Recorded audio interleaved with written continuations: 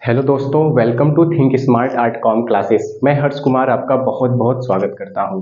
अगर आप class 10th में हैं और आपको समझ नहीं आ रहा है कि सोशल साइंस कैसे पढ़ें और आपको सोशल साइंस के कॉन्सेप्ट बिल्कुल भी समझ नहीं आता, आप सोशल साइंस का मतलब समझते हैं कि सिर्फ बुक पढ़ना है, लेकिन ऐसा नहीं है। सोशल साइंस में भी कॉन्सेप्ट होता है। तो आज हम पढ़ाने वाले हैं आपको क्लास 10th का पॉलिटी का जो सेगमेंट है, कह सकते हैं सिविक्स वाला भाग। उसमें जो पहला चैप्टर है सत्ता की साझेदारी। अब आप कहेंगे कि हम पॉलिटी में या पॉलिटिकल साइंस में संविधान का अध्ययन करें, ये सत्ता की साझेदारी क्यों पढ़ रहे हैं? क्योंकि ये पॉलिटिकल साइंस का एक कॉन्सेप्ट है। अगर आप ये कॉन्सेप्ट समझते हैं तो आप किसी भी देश के संविधान को और बेहतर तरीके से समझ पाते हैं। तो सत्ता की साझेदारी पूरा मैंने एनसीईआरटी के आधार पर उठाया है। जो भी टॉपिक है सब एनसीईआरटी में है। हम सबसे पहले देखेंगे कि इस चैप्टर में हम क्या क्या पढ़ेंगे, मतलब चैप्टर फ्लो।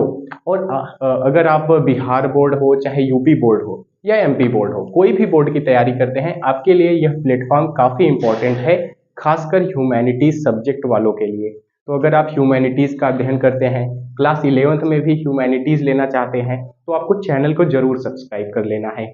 तो चलिए आते हैं, देखते हैं हम इस चैप्टर में क्या क्या पढ़ेंगे। देखिए, सबसे पहला है सत्ता की साझेदारी क्या है। आप सत्ता शब्द सुनकर थोड़ा सा, मतलब सत्ता सुने होंगे लेकिन आपको इसका मतलब नहीं पता। तो सबसे हम पहले समझेंगे कि सत्ता क्या है। मतलब साझेदारी का मतलब आप जानते हैं कि हिस्सेदारी करना यानी बांटना, लेकिन सत्ता का मतलब आप नहीं समझ रहे होंगे। तो हम सबसे पहले सत्ता को थोड़ा सा जानेंगे कि ये सत्ता क्या होता है। उसके बाद फिर हम पढ़ेंगे सत्ता की साझेदारी क्या है। मुझे उम्मीद है आपको ये समझ आया होगा। अब हम बात करते हैं दूसरा टॉपिक। दूसरा टॉपिक है बेल्जियम और श्रीलंका का उदाहरण। अब आप कहेंगे कि सत्ता की साझेदारी में ये दो देश का उदाहरण क्यों दिया गया है? इसलिए दिया गया है क्योंकि एनसीईआरटी इन दो उदाहरणों से हमें समझाना चाहती है कि सत्ता की साझेदारी क्या है। इसका मेन उद्देश्य यही है कि बेल्जियम और जो श्रीलंका का उदाहरण है, उससे एनसीईआरटी ये समझाना चाहती है कि सत्ता की साझेदारी क्या है। और उसके बाद है हमारा श्रीलंका में बहुसंख्यकवाद। फिर वही जो उदाहरण है श्रीलंका और बेल्जियम का, उसी में फिर बाद में हम पढ़ेंगे इसी टॉपिक के अंतर्गत श्रीलंका में बहुसंख्यकवाद। अब श्रीलंका में बहुसंख्यकवाद पढ़ने से पहले हम समझेंगे कि बहुसंख्यकवाद क्या है, क्योंकि अगर आप बहुसंख्यकवाद का मतलब नहीं जानेंगे तो आपको श्रीलंका में बहुसंख्यकवाद नहीं समझ आएगा। तो हम ये भी देखेंगे। उसके बाद हमारा चौथा टॉपिक है बेल्जियम की समझदारी। मतलब श्रीलंका में बहुसंख्यकवाद आता है लेकिन बेल्जियम दिखाता है समझदारी, अंडरस्टैंडिंग दिखाता है और अपने देश को बचा लेता है। कैसे बचा लेता है वो हम कहानी की तरह पढ़ेंगे, अभी आपको नहीं समझ आएगा, आप बस अभी सुनते जाइए। उसके बाद है सत्ता की साझेदारी क्यों आवश्यक है। मतलब हम ये देखेंगे कि सत्ता की साझेदारी क्यों आवश्यक है, क्यों करना चाहिए हमें सत्ता की साझेदारी, मतलब सत्ता का बंटवारा। उसके बाद सत्ता की साझेदारी के रूप, रूप को आप कह सकते हैं प्रकार, रूप को आप कह सकते हैं प्रकार। हम समझेंगे कि सत्ता की साझेदारी के कौन कौन से प्रकार हैं। वो लगभग 3-4 प्रकार हैं, उन सब का हम अध्ययन कर लेंगे तो हम आंसर भी लिख पाएंगे। हम लास्ट में ये भी देखेंगे कि किस टाइप के आंसर प्रश्न आते हैं UP board, Bihar board, MP board में किस टाइप के प्रश्न आ सकते हैं क्लास 10th में। तो आप इसे स्क्रीनशॉट लेना चाहते हैं ले सकते हैं, नहीं तो मैं हर एक टॉपिक को बोर्ड पर लिखकर लाऊंगा। आप अगर साथ में नोट्स कर सकते हैं तो नोट कर लीजिएगा, आप इसे स्क्रीनशॉट ले सकते हैं। तो दोस्तों अब हम समझते हैं कि सत्ता क्या है पावर, सत्ता क्या होता है। इसमें लिखा है किसी व्यक्ति, संस्था या सरकार की वह क्षमता जिससे वह दूसरे के व्यवहार को नियंत्रित कर सकता है और वह निर्णय लेता है, वही है सत्ता। मतलब इसमें 3 बातें हैं, किसी व्यक्ति, संस्था या सरकार की वह क्षमता जिससे वह दूसरों के व्यवहार को नियंत्रित कर सके। यहाँ दूसरे के व्यवहार को नियंत्रित कर सके और निर्णयों को लागू कर सके। तो सिंपल भाषा में कहे सत्ता क्या है, पहला ये होना चाहिए कि यह दूसरों के व्यवहार को नियंत्रित करे, दूसरों के व्यवहारों को नियंत्रित करे। और दूसरा क्या होना चाहिए, वह निर्णय ले। तो वह सत्ता होता है, वह निर्णय ले, यही हो गया सत्ता। अब ये निर्णय कौन लेगा या व्यवहारों को नियंत्रित कौन करेगा? तो हो सकता है वह व्यक्ति भी हो सकता है, संस्था भी हो सकता है, सरकार भी हो सकता है। चाहे वो व्यक्ति हो, चाहे वो संस्था हो या सरकार हो, यही क्या करेगा, दूसरे के व्यवहारों को नियंत्रित कर सकता है। और अगर वह निर्णय ले सकता है तो कह सकते हैं कि यही होता है सत्ता यानी पावर। जैसे आपने सुना भी होगा कि इस बार एक्स सरकार सत्ता में है, इस बार एक्स सरकार सत्ता में है। तो इसका मतलब क्या होगा कि एक्स सरकार जो है वो निर्णय लेगा, कानून बनाएगा, लॉ बनाएगा लोगों के लिए, और जो कानून का पालन नहीं करेगा उसको दंड देगा। मतलब यहाँ दूसरे के व्यवहार को सरकार नियंत्रित कर रही है, यानी सत्ता नियंत्रित कर रहा है। तो यही तो हो गया सरकार। अब इससे अच्छा उदाहरण क्या ही हो सकता है। और मैंने उदाहरण लिया है, आप देख सकते हैं। जैसे यहाँ पर सरकार के पास सत्ता होती है वह कानून बनाए। जैसे सरकार के पास क्या होता है, सत्ता यानी पावर होती है कि वह कानून बनाए और लागू करे। और अगर पुलिस के पास देखें तो पुलिस के पास जो सत्ता होता है वह किसके लिए होता है, वह कानून का पालन करवाए।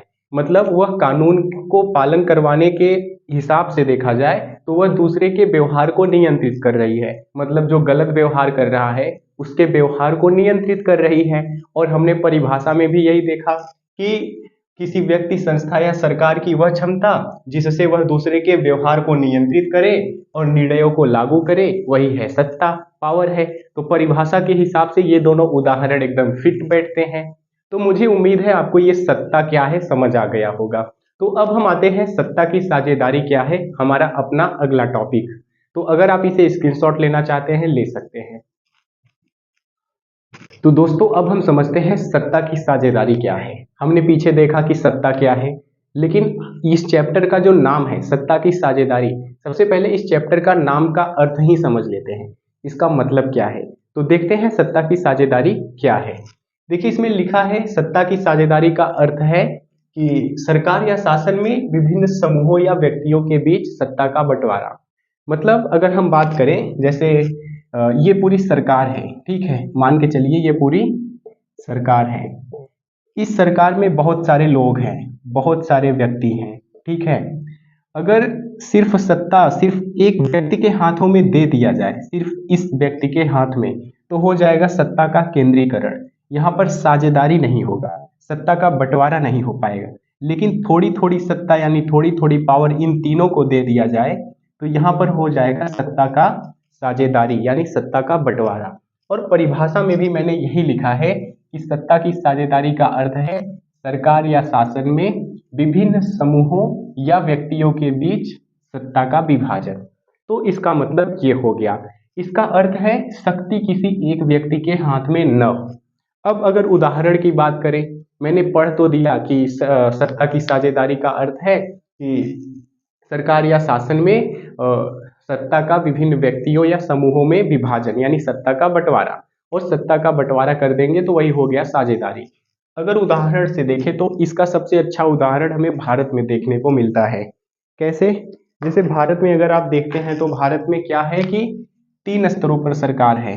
भारत में 3 स्तरों पर सरकार है। ये पहला स्तर है केंद्र सरकार, और दूसरा है राज्य सरकार, और तीसरा है स्थानीय स्तर की सरकार। तो इसका उदाहरण सबसे बेस्ट भारत में देखने को मिलता है। भारत की जो पूरी शक्ति है सिर्फ केंद्र सरकार के हाथ में नहीं है, और सिर्फ राज्य सरकार के हाथ में नहीं है, स्थानीय सरकार के हाथ में नहीं है। थोड़ी सी शक्ति केंद्र के पास है, थोड़ी सी शक्ति राज्य के पास है, और थोड़ी सी शक्ति स्थानीय स्तर की सरकार के पास है। और सबसे अच्छी बात यह है इन सबका अधिकार क्षेत्र डिसाइड है, यानी इन सबका अधिकार क्षेत्र पहले से ही डिसाइड है। इन जैसे अगर कोई राज्य का जो अधिकार क्षेत्र है, राज्य सरकार के अधिकार क्षेत्र में केंद्र सरकार हस्तक्षेप नहीं कर सकता, और केंद्र सरकार के अधिकार क्षेत्र में राज्य सरकार हस्तक्षेप नहीं कर सकता। तो ये यहाँ पर इसका मतलब अगर हम देखें भारत में हमें सत्ता की साझेदारी का सबसे बेस्ट उदाहरण देखने को मिलता है। यहाँ पर जो सरकार है वो 3 स्तरों में विभाजित है, केंद्र सरकार, राज्य सरकार और स्थानीय स्तर की सरकार। और मजे की बात आपको बताता हूँ, यहाँ पर क्षैतिज वितरण भी है। यानी एक होता है न्यायपालिका, एक होता है कार्यपालिका, एक होता है विधायिका। कार्यपालिका, न्यायपालिका और विधायिका। मतलब जो सत्ता है, जो पूरी पावर है, सरकार के पास जो शक्ति है वो सिर्फ कार्यपालिका के हाथ में नहीं है, बल्कि न्यायपालिका के भी हाथ में है और विधायिका के भी हाथ में है। और अगर हम सरकार की बात करते हैं, तो सिर्फ हमें प्रधानमंत्री का चेहरा दिमाग में बनता है, ऐसा नहीं है। सिर्फ वो ही सरकार नहीं है, न्यायपालिका भी हमारी सरकार है और विधायिका भी हमारी सरकार है। इस बात को याद रखना। लेकिन अक्सर लोग सरकार की जब नाम लेते हैं तो सिर्फ दिमाग में हमें प्रधानमंत्री का चेहरा आता है या कार्यपालिका समझ आता है, लेकिन ऐसा नहीं है। सरकार हमारी न्यायपालिका भी होती है। तो मुझे उम्मीद है आपको सत्ता की साझेदारी समझ आया होगा, क्योंकि दोस्तों देखो, इसमें कोई खास रॉकेट साइंस नहीं है। सत्ता की साझेदारी का मतलब है कि सत्ता जो है, जो पावर है, उसका बंटवारा कर देना। अब बंटवारा कहाँ होगा? विभिन्न व्यक्तियों के बीच, विभिन्न समुदायों के बीच। यही हो गया हमारा सत्ता की साझेदारी। तो मुझे उम्मीद है आपको ये समझ आ गया होगा। आप इसे स्क्रीनशॉट ले सकते हैं।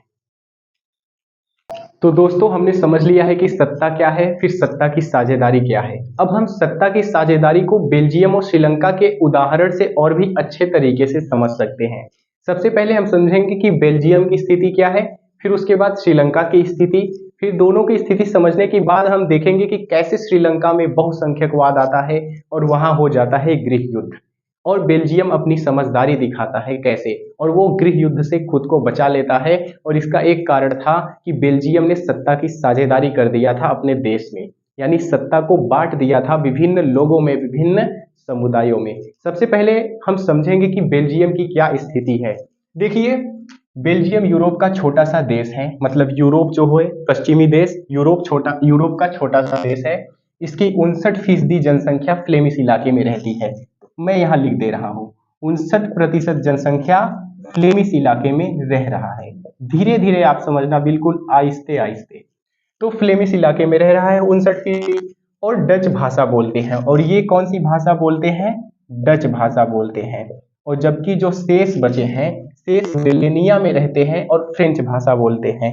और जो वही बेल्जियम में वेलेनिया के क्षेत्र में 40% लोग रहते हैं, यानी 40% लोग विलेनिया क्षेत्र में रहते हैं और फ्रेंच भाषा बोलते हैं।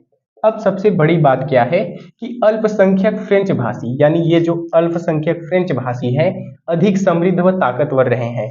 यानी देखा जाए तो ये बहुत ज्यादा ताकतवर रहे हैं। और जबकि डच भाषी लोगों को शिक्षा लाभ, आर्थिक विकास बाद में मिला।